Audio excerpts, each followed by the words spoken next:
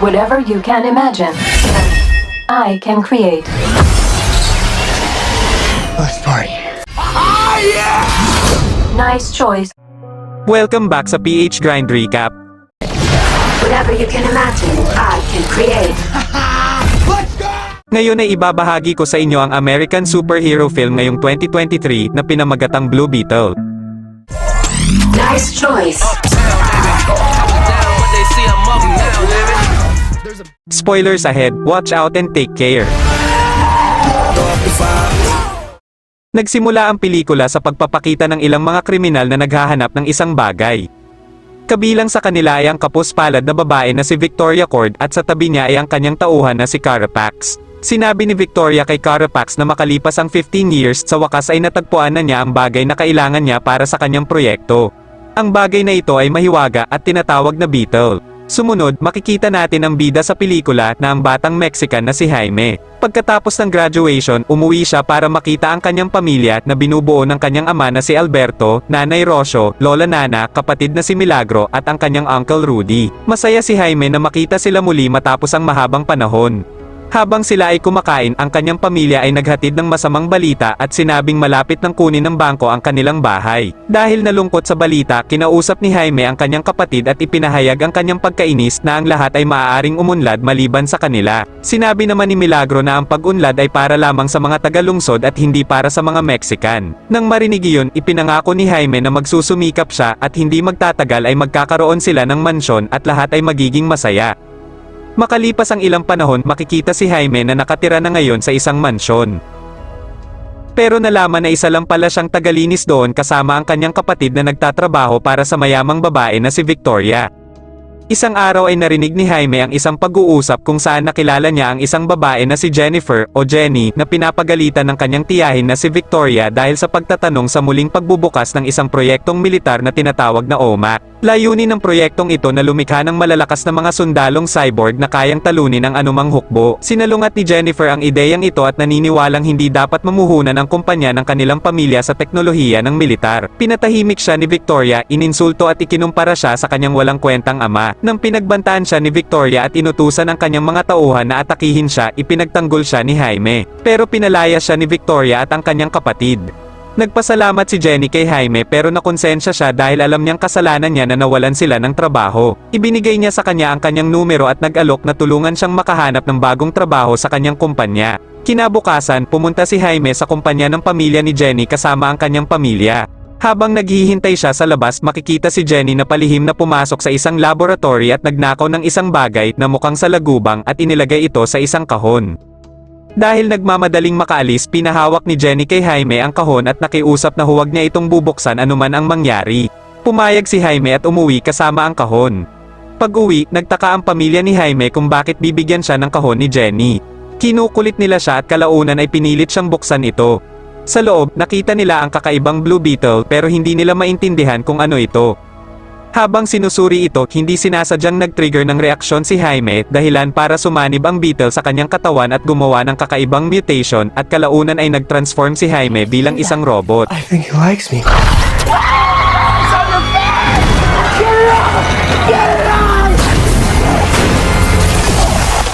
Jaime.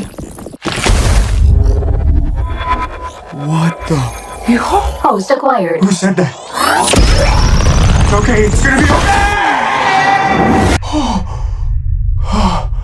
I'm in space. Re-entry systems ready.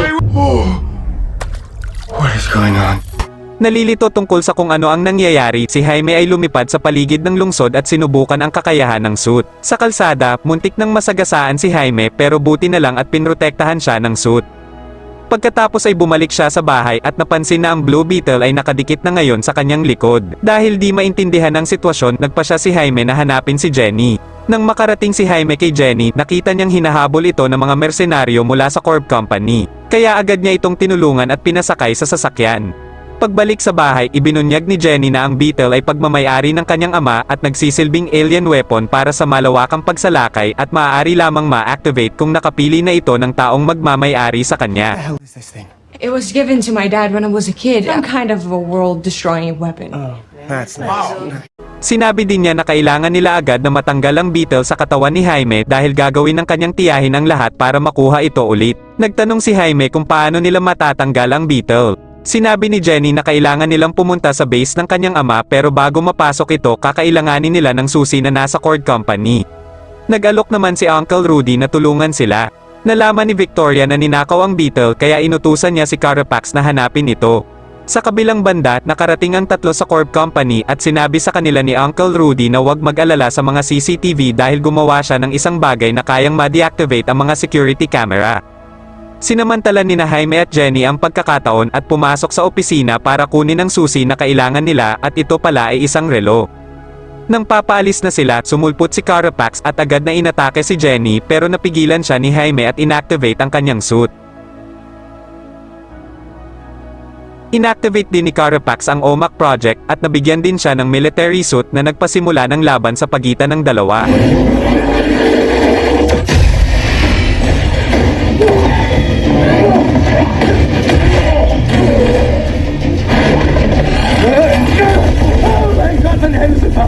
Was soll ich sagen? Eigentlich zu! Akzeptiert.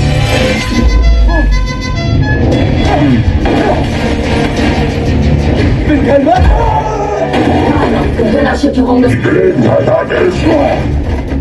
Nang malapit ng patayin si Jaime, dumating si Uncle Rudy at niligtas siya. Pagkatapos ng laban, pumunta sila sa mansyon ng Cord family kung saan ginamit ni Jenny ang relo para makapasok sa sikretong base. Nang makapasok sila, nalaman ni Uncle Rudy na ang ama ni Jenny ay ang dating bayaning Blue Beetle na tagapagligtas noon sa kanilang lungsod. Sinabi ni Jenny na ang kanyang ama ay hindi kailanman ganap na na-activate ang kapangyarihan ng Beetle kaya kinailangan niyang umasa sa kanyang sariling teknolohiya para labanan ang kasamaan. Ang dalawa ay nagkaroon ng mas personal na pag-uusap kung saan sinabi ni Jenny na ang kanyang ina ay namatay noong siya ay bata pa at dahil ang kanyang ama ay ang Blue Beetle, hindi ito nagkaroon ng oras para sa kanya. Binigyang diin niya ang kahalagahan ng pamilya at kung gaano kaswerte si Jaime sa pagkakaroon nito. Maghahalikan na sila pero inabala sila ni Uncle Rudy at ipinahayag na naiintindihan na niya kung paano gumagana ang Beetle sa pamamagitan ng computer analysis. Ayon sa kanya, ang Beetle ay may sariling kalooban o kamalayan at ganap na nakasanib sa mga cells at utak ni Jaime. Mahihiwalay lang ito sa katawan niya kapag namatay na si Jaime. Si Jaime, na gustong makalaya mula sa Beetle, ay nainis. Habang pinag-iisipan ang kanyang desisyon, nakita niya ang eroplano ni Victoria na papunta sa kanilang bahay kaya sinubukan ni Jaime na palabasin ang Blue Beetle mula sa kanyang katawan. Now! You gotta force it to come out! What do you... You're a genius. What? I know. What'd I say?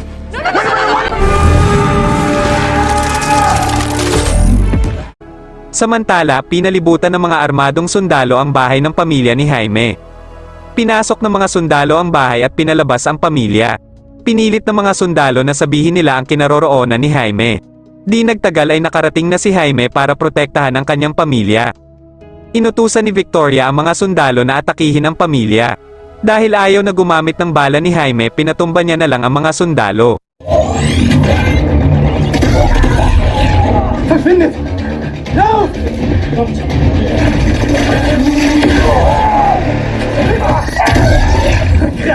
Nang papatakas na ang pamilya, natalisod si Milagro kaya tinulungan siya ng kanyang ama pero nakaranas ng nakamamatay na atake sa puso ang ama. Gumamit ng hook si Carapax para mahuli si Jaime at hindi ito makagalaw. Dinukot ni Victoria si Jaime habang ang ama nito ay namamatay na at ang iba pa sa kanyang pamilya ay umiiyak habang ang kanilang bahay ay nasusunog. Kinabukasan, makikita na nawala ang lahat sa pamilya at maliban pa sa pagkamatay ng kanilang ama, nasunog pa ang kanilang bahay. Sa kabila ng matinding kalungkutan, hinimok sila ng lola na iligtas si Jaime at sinamahan naman sila ni Jenny. Dinala sila ni Jenny sa base ng kanyang ama kung saan nakita ni Uncle Rudy ang isang sasakyan na mukhang higanting Beetle. Sumakay sila at pumunta sa nakatagong laboratorio kung saan naniniwala si Jenny na binihag ni Victoria si Jaime. Sa paglalakbay, binigyan sila ni Jenny ng iba't ibang armas at nagulat sila nang ituro ng lola kung paano gamitin ang mga ito. Ibinunyag niya na siya ay dating isang revolusyonaryong mandirigma. Samantala, dinukot ni Victoria si Jaime para kunin ang source code ng kanyang kapangyarihan na plano niyang ibigay kay Carapax para gawin itong mapanirang makina. Nakarating ang pamilya sa lugar para pigilan ang mga plano ni Victoria. Sa kabila ng pagbaril ng mga sundalo sa kanilang sasakyan, gumanti si Uncle Rudy sa pag-akyat sa pader, pagdurog sa mga sundalo at paglunsad ng matinding pag-atake na nagresulta sa kanilang pagkapanalo. Nagawang makapasok ni Jenny at Milagro sa laboratory kung saan nakita ni Jenny ang intensyon ni Victoria na isagawa ang Project OMAC.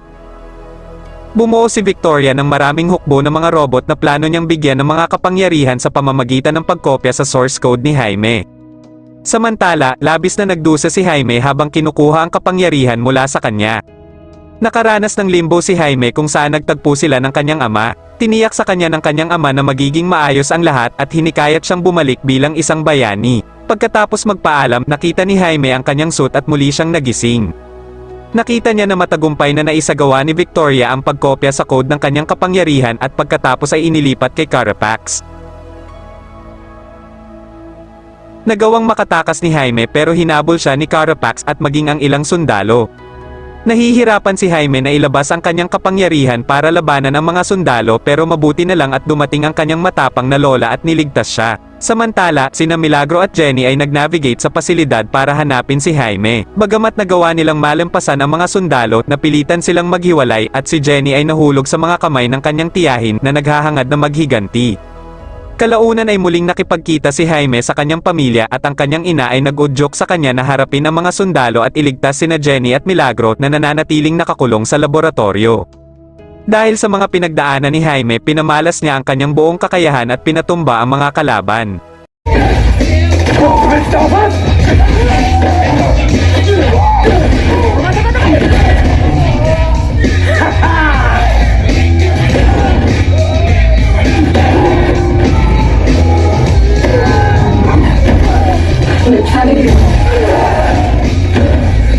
Tinangka ni Jaime na iligtas si Jenny pero pinigilan siya ni Carapax na mas malakas na ngayon.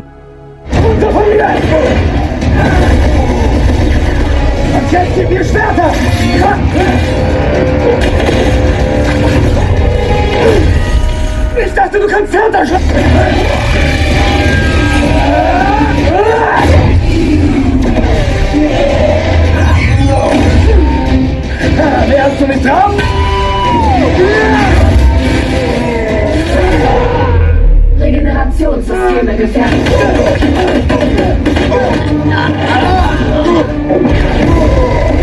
Nang papatayin na ni Carapax si Jaime, nakialam na naman si Uncle Rudy kaya binaril siya ni Carapax na ikinagalit ni Jaime.